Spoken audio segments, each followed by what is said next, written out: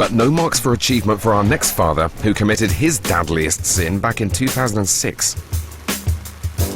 In a storyline that shocked the nation, Max let lust take over, before getting his leg over with the love of his son's life. Max Branning, King Sleazeball, get your hands off of your daughter-in-law, you pervert.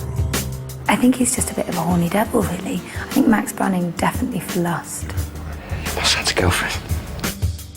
Yes, she is. Bradley's girlfriend. Lovable, loyal, dependable Bradley. Surely this makes Max one of the dirtiest dads on the square. Well, I think, it might be controversial, I think Max is a great dad. Yeah, no, you've lost me there.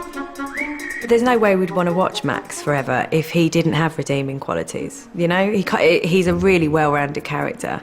He isn't just a terrible father by sleeping with, you know, everything that moves.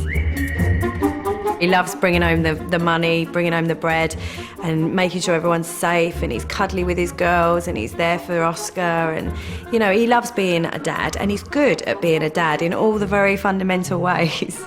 And then he goes and does something monumentally stupid. No offence, Stacey. Max was completely responsible for the whole Bradley-Stacey epic years of guilt and misery. You do think, how could you? This is your own son's partner here. Sorry.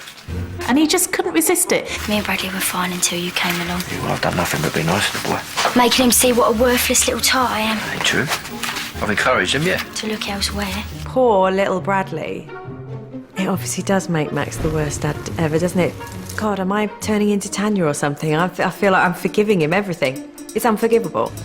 What kind of man moves in on his son's girlfriend anyway? Max as a character is very driven. If he wants something, he gets it. And it was there from the very first moment. Stacey was on her way home from a night out and she was barefoot going across the square, and Max just caught her eye and said something cheeky to her. I like your shoes. And I remember going, oh, hello. What's going to happen here? Lovely. You like me and all? Bald, middle-aged, my perfect man. He's just can't help himself. You're like a dog, caught with the scent and you just can't let go.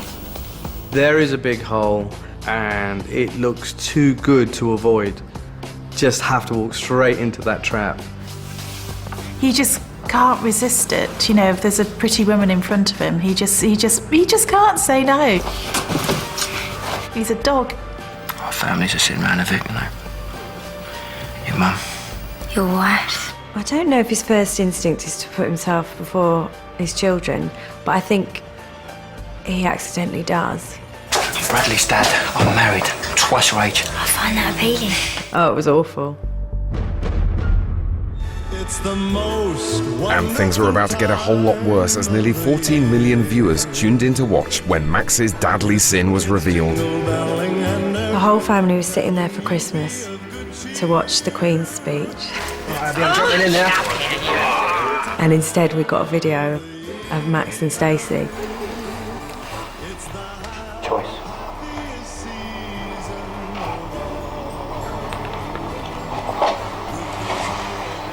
Even on her wedding day, she's standing in the wedding dress. She's about to marry his son. He can't resist it, in there trying to get another snog. He's dirty. Max was indeed dirty. And Bradley, ooh, he was angry. For poor old Bradley, I just cannot imagine.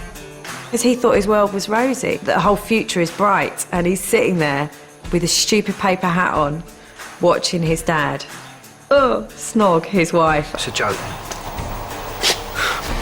How can you actually behave in that way and betray your own flesh and blood? Just tell her, Stace, will you? Just tell her. Just tell him, all right? It's a joke. Tell him.